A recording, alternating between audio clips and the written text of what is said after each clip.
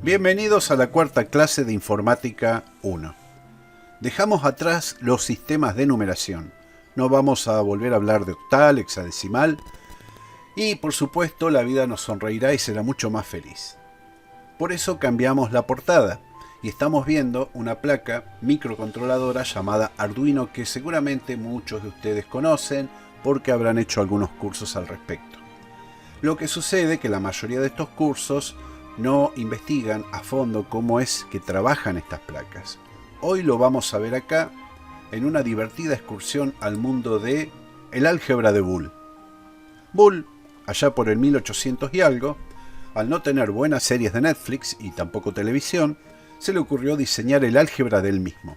¿De qué trata? Trata de la lógica basada en la lógica matemática o proposicional que él fundó matemáticamente. Entonces tenemos una serie de operaciones como la negación, la conjunción, la disyunción inclusiva, la exclusiva, el condicional y el bicondicional que vamos a ver a continuación. La negación es como todo en la vida, negamos. Trabaja con una sola variable. Esa variable que vamos a llamar P puede ser verdadera o falsa y la negación la invierte. Si es verdadera, se traduce a falsa y viceversa. Ahora, ¿cómo trabaja eso en la electrónica de la mecatrónica? De una forma muy sencilla. Es una compuerta lógica denominada NOT, que tiene la misma tabla de verdad que el aspecto, digamos, de la lógica matemática. Se traduce en un circuito compuesto por un transistor y dos resistencias típicamente. Obviamente hay más sofisticados. Y eso tiene un encapsulado en un microchip denominado, por ejemplo, SN7404, cuyo esquema de conexiones estamos viendo a continuación en la pantalla. La conjunción AND es cuando tenemos dos variables proposicionales, P y Q, y se lee tal como lo dije, P y Q. Si P y Q es verdadero, el resultado es verdadero. Si una de las dos difiere, el resultado es falso. Eso se traduce en una compuerta AND, que estamos viendo el dibujo, la tabla de verdad, el esquema de dos transistores con resistencias que están conectados de una manera tal que si una de las dos señales es diferente de la verdad, o mejor dicho del voltaje, que en este caso son 5 voltios, da resultado, si no, no da nada. Y vemos el encapsulado en el 7408 y por supuesto el aspecto físico. La disyunción hay de dos clases, la inclusiva llamada OR y la exclusiva que vamos a ver a continuación. Ahora vamos a hablar de la disyunción inclusiva OR. Esta se lee como P o Q, es decir, una de las dos. Entonces, solamente si las dos variables proposicionales son falsas, el resultado es falso. De lo contrario, siempre es verdadero. El esquema de dos transistores típico lo estamos viendo en pantalla. Vemos el diagrama de conexiones de un integrado llamado 7432 y el aspecto físico del mismo. La disyunción exclusiva posee una característica sobresaliente. Si las dos señales de entrada son verdaderas o son falsas, es decir, son ambas iguales, da falso. Pero si son diferentes, da verdadero o positivo en este caso, o 1. Entonces vemos un diagramita compuesto por unos transistores especiales llamados de efectos de campo que generan este efecto de que si son diferentes hay una condición de verdad y si no es falso. Vemos el diagrama de bloques del 4070B y el aspecto físico que tienen estos integrados. La bicondicional, si ustedes observan bien, tiene una particularidad, es la inversa de la anterior. Veamos de vuelta la anterior. Fíjense la tabla de verdad. Y ahora comparemos con la bicondicional. Es la inversa. Entonces, si las dos señales son iguales, es verdadero y si son diferentes, es falso. Trabaja con un esquema de compuertas, ya es un poco más complicado. El esquema de encapsulado lo vemos en el 74266 y el aspecto físico del SN74266. Nos queda hablar de la condicional, que es P entonces Q. Esta usualmente no tiene una traducción electrónica directa, suele hacerse por software, pero básicamente dice lo siguiente: si todas las condiciones son verdaderas o falsas, el resultado es verdadero salvo cuando la segunda, es decir Q, es falsa. Entonces, según la cantidad de variables proposicionales que tengamos, y utilizando la base 2 y el exponente igual a n, que es la cantidad de variables, podemos establecer cuántas combinaciones podemos tener. Con una variable tenemos 2 combinaciones, con 3 variables tenemos 8, porque 2 a la tercera es 8, y así sucesivamente.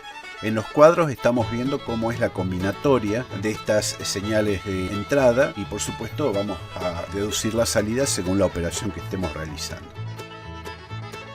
Las tablas de verdad, como estamos viendo acá, son estructuras que se arman para comprobar cómo funciona ese circuito. Entonces, en base a las variables que se van presentando dentro de ese esquema electrónico que puede ser un microprocesador, un controlador, un integrado o cualquier otro dispositivo, y según cómo armemos esta tabla vamos a tener determinadas salidas, y es así como se aplica. Entonces ahí vamos viendo que según el valor que tienen P y Q, por ejemplo en la tercera da casi todas las veces falso, menos en el tercer punto.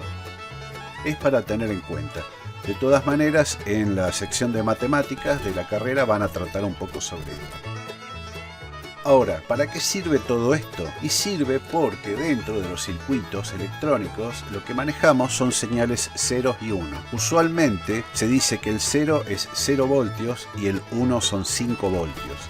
Entonces, la presencia o ausencia, por ejemplo, en una memoria de esa señal, en una celda, puede implicar que haya un contenido. Entonces ese contenido, de la manera que está cargado, con esos ceros y esos 1, va a determinar qué es lo que hay. Entonces vamos a tener un esquema, por ejemplo, como el que estamos viendo, donde tenemos un bus de direcciones que registra las direcciones donde se van guardando los registros. Tenemos un bus de control que genera las señales de reloj y otros ciclos que sirven para controlar la salida y la entrada de la lectura de la memoria. Tenemos los registros de datos de entrada y de salida. Entonces, con esta combinación de ceros y unos, podemos colocar en una determinada porción de memoria que tiene una cierta dirección, en un acceso de un ciclo para registrar y otro para descargar los datos. Sin embargo, como vamos a ver en la próxima clase, los microprocesadores trabajan intensamente con esto. Aquí estamos viendo un viejo microprocesador del año 77 llamado 8085 que solamente tenía 10.000 transistores. Y fíjense la complejidad que tiene todo esto. Tenemos un sector que genera los ciclos de reloj llamado temporización y control. Tenemos un bus de direcciones de entrada y salida, un bus de datos, de direcciones de datos. Internamente hay conexiones que son de 8 bits porque es muy antiguo este microprocesador, que llevaban 8 bits para allá y para acá, a los registros, a los punteros, al contador, que es el que va marcando la prioridad de los elementos que se van almacenando. Y por supuesto tenemos acumuladores, registros, unidades aritméticas lógicas, etc. Todo esto lo vamos a ver en otra clase. Pero todo eso también está regido por la presencia y la ausencia de ceros y unos y por supuesto por las operaciones del álgebra booleana que hagamos sobre ellos.